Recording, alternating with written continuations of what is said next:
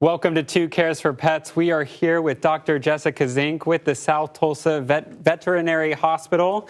We are also joined by Cardi B, who is our puppy this morning. Can you tell me a little bit about her? Sure. So Cardi B is very sweet. She's about 6 years old. She's available through Legacy of Hope Rescue, and she is ready for her forever home. And we got a little snuggles before we came on to set this morning. And you know what? We just entered spring season, but we are also entering another season, a kind of icky season. Tell me, what is parvo and how do dogs get it? So parvo is a virus, canine parvovirus, and the problem with that virus is that it attacks really rapidly dividing cells. So that's going to be in puppies, that's going to be the cells of the intestines, it's going to be the bone marrow. And so whenever it's attacking those cells, you end up with a puppy that is doing a lot of vomiting, a lot of diarrhea, usually proceeding to bloody diarrhea. These animals are extremely sick. They get dehydrated extremely quickly. And because of that, they're not able to support themselves. And obviously this becomes a very dangerous situation very quickly. But on top of that, because it's also affecting the bone marrow, we're also affecting their ability to fight this infection because we're affecting the white blood cells and things like that. So obviously it's a really severe illness that you have to get on top of really quickly. And how does something like this, how is that treated? So with parvo, it's going to be a combination of supportive care. There are new treatments available in which they have monoclonal antibodies that are available.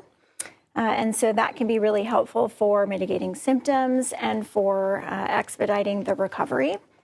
But I think that, as long as you're making sure that you're really careful with your puppy, as far as taking them places. So parvo's out in the environment. It's all over the place all the time.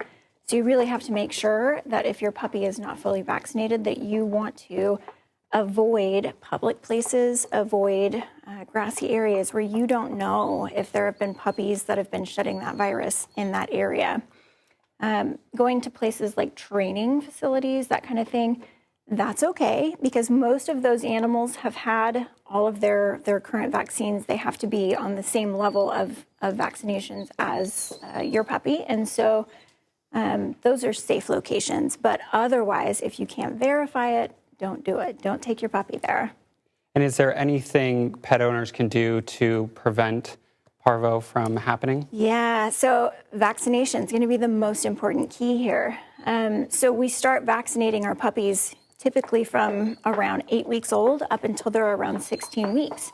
And so we continue vaccinating at those every 3 to 4 week intervals to make sure that we're keeping their immune system stimulated so that it's going to eventually start recognizing that virus on its own.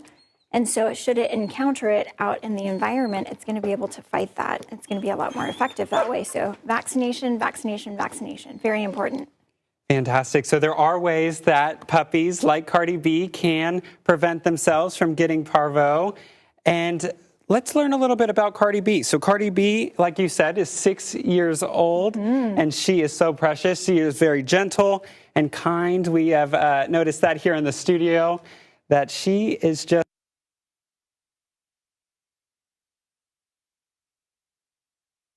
really raring to go and saying hi to everyone. Very friendly. Little shy at first, but then hops right into it and says hi and is very friendly. And she is with Legacy Hope Dog Rescue, and anyone is welcome to adopt her right now. Well, thank you all so much for joining us on Two Cares for Pets, and we will have Dr. Jessica Zink back at some point soon. Thank you.